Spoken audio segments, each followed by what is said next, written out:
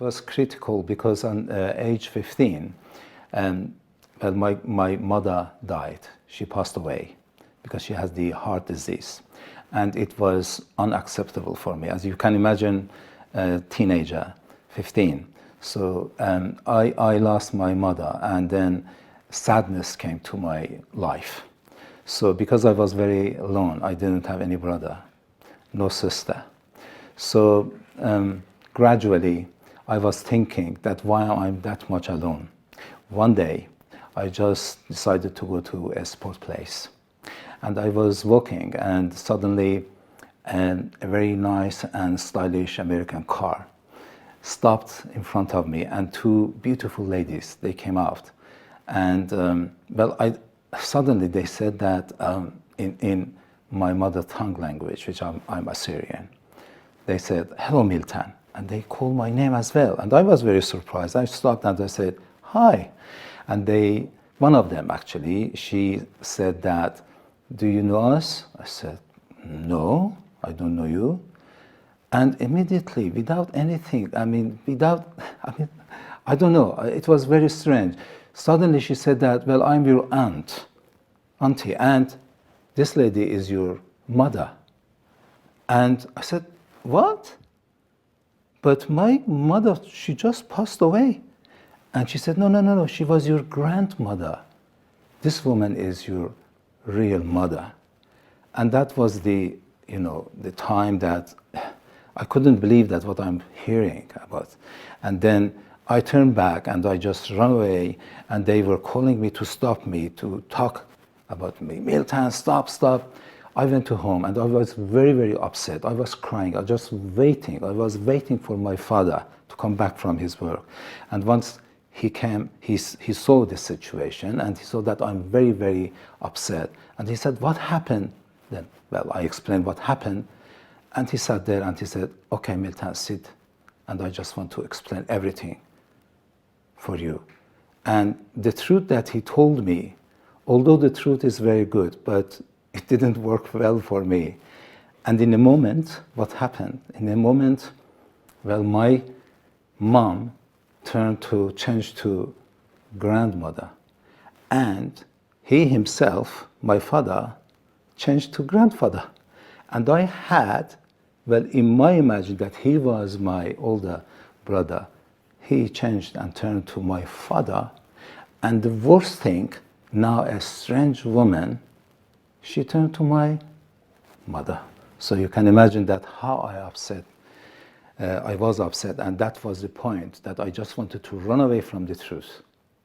So immediately, because we were an ethnic group, Assyrian, Armenian, we have always alcohol there, and I start to drink and I start to smoke till 17.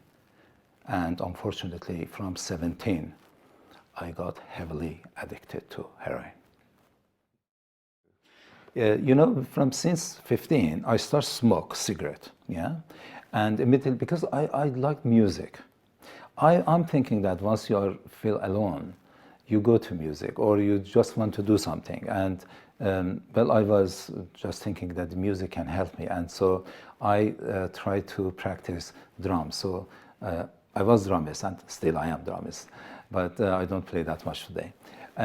So for that reason, other musicians, they told me that if you smoke grass, weed, this kind of thing, so you can, of course, concentrate for what you are playing. Well, I don't know if it was true or not, but sometimes it did work for me. Then from very, simple, very slowly, from not heavy drugs, yeah, light drugs, gradually on 17, I found myself that I'm using heroin. Why heroin? Because you want more, stronger. And there was no stronger than heroin in that time that I was in Iran. So that is why, heroin is a really heavy addicted drug. So I've been addicted.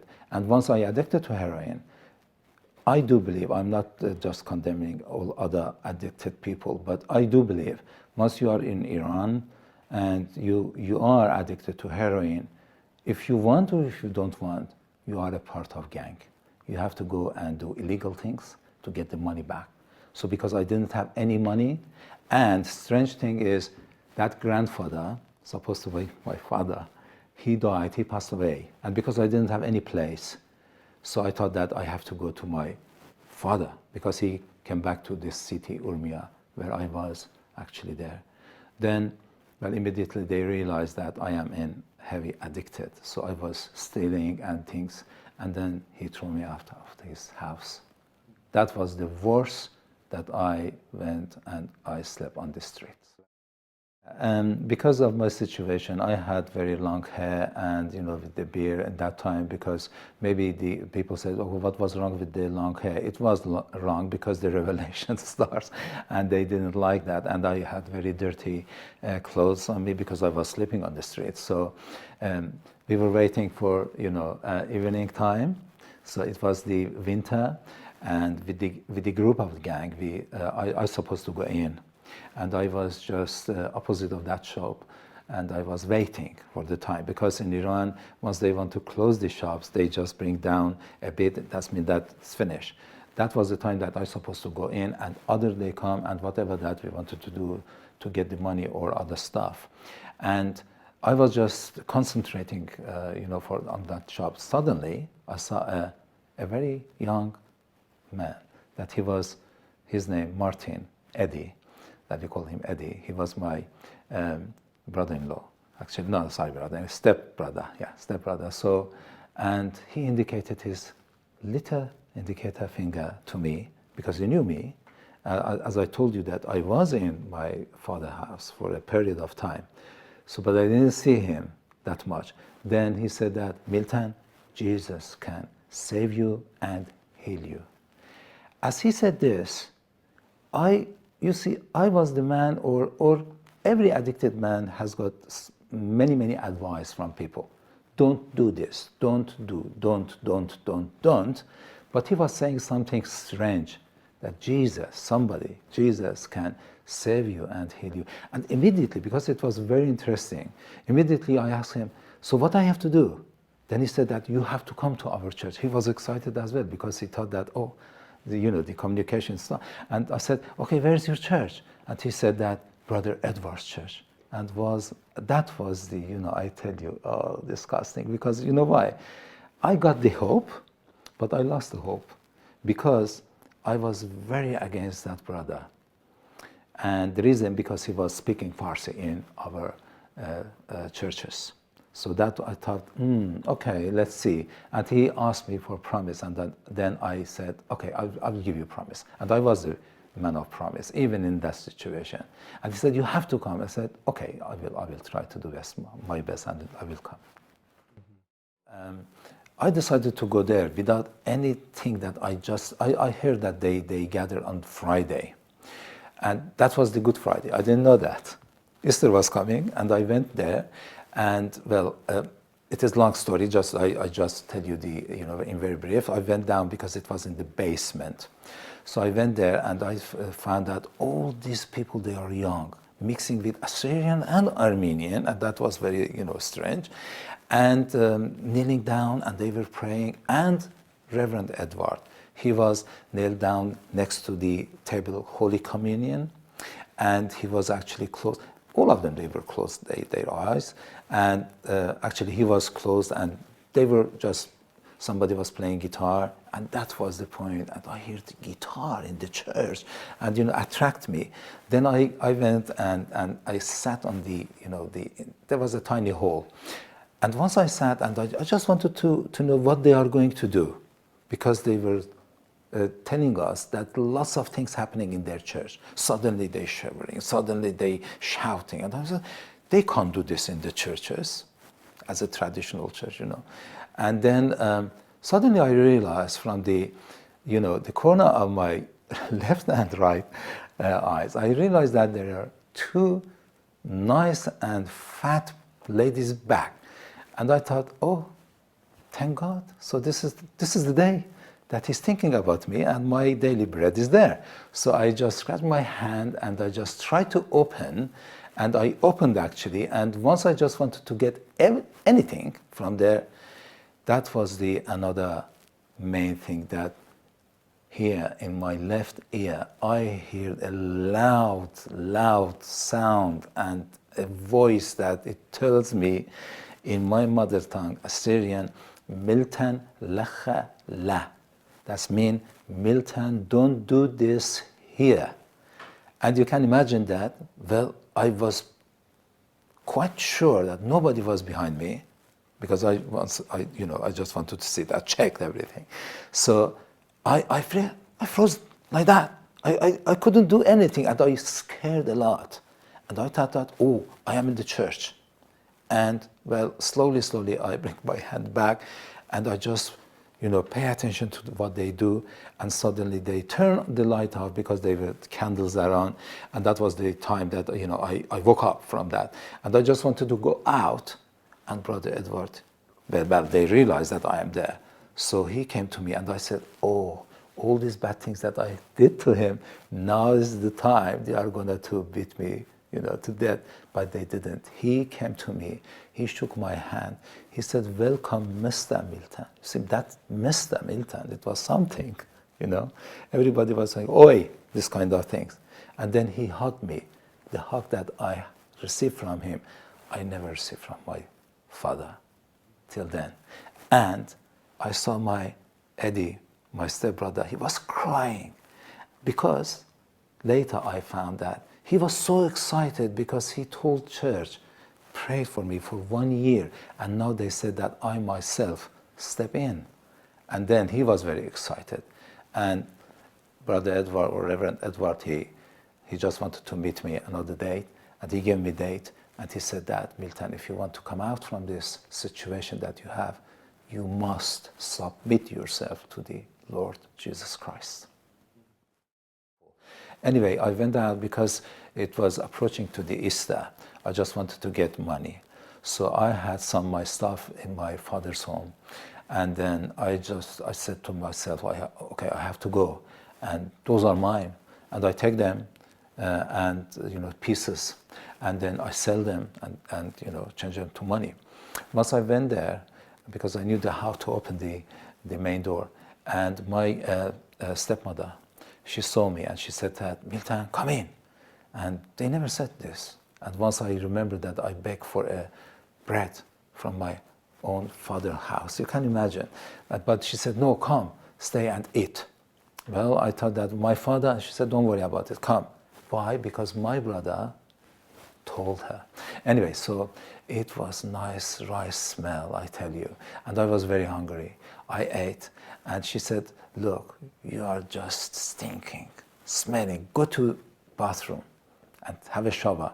I went. I don't know why, because I just wanted to take something and sell, because my situation wasn't well. I didn't have my injection.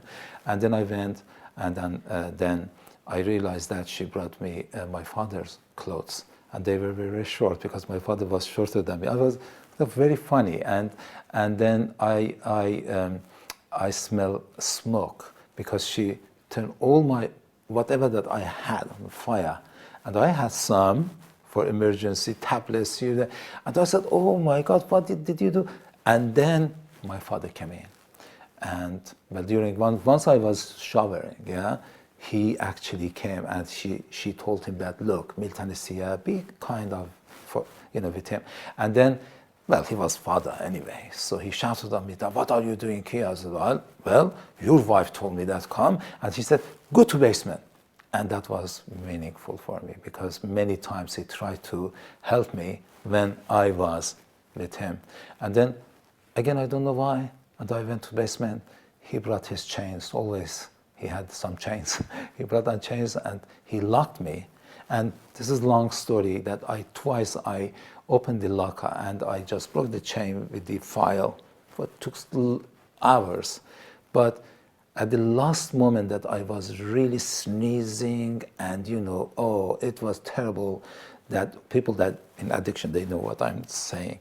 And suddenly I hear the same voice of the brother Edward. Miltan, if you want to be released, to be saved, you must submit yourself to the Lord Jesus Christ.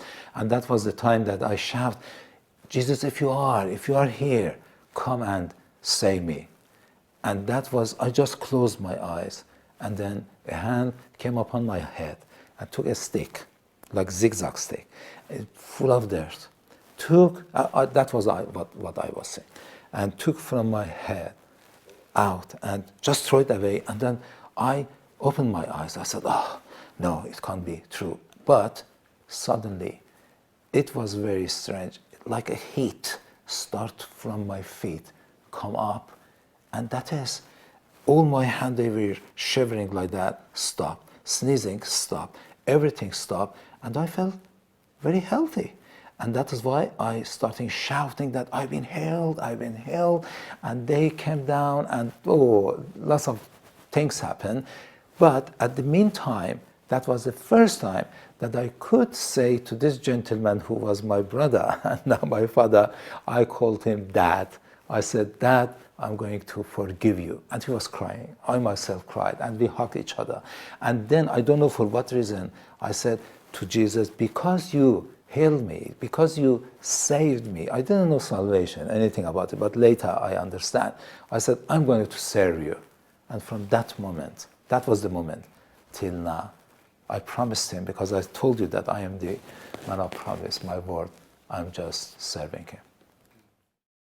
You know, at that moment, I didn't know what I'm doing, but later I just went to Tehran and saw my mother, that strange woman that I didn't have any feeling about, you know, because, well, from age 3, I didn't see her. But I told her as well that, look, I'm forgiving you. It's okay, you are my mother, and I am honoring you. So in that moment, everything changed. So I decided to do whatever that I just can do for my Lord Jesus Christ. And he changed my life, he changed my way, he changed my thoughts. And he gave me, to be honest, honor in this small city like Urmia. Everybody was amazing that, what is Miltan doing? He's supposed to die. And the good thing was, I was walking with the Reverend Edward on the streets. And I was hating, let me tell you, I was hating Armenian, and then I now have ministry in country of Armenia. And I was hating that somebody speak Farsi in Assyrian church. Now I myself, I'm pastor of 2 Iranian church, Farsi speakers. And thank God for that. And thank God for that I can serve thousands Farsi speakers, Iranian, Afghans, or whoever that speaks Farsi via SAT-7 PARS, or pre-recorded shows or live shows as well. So all things come from my salvation and my healing from Jesus Christ. Then all the glory belongs to him.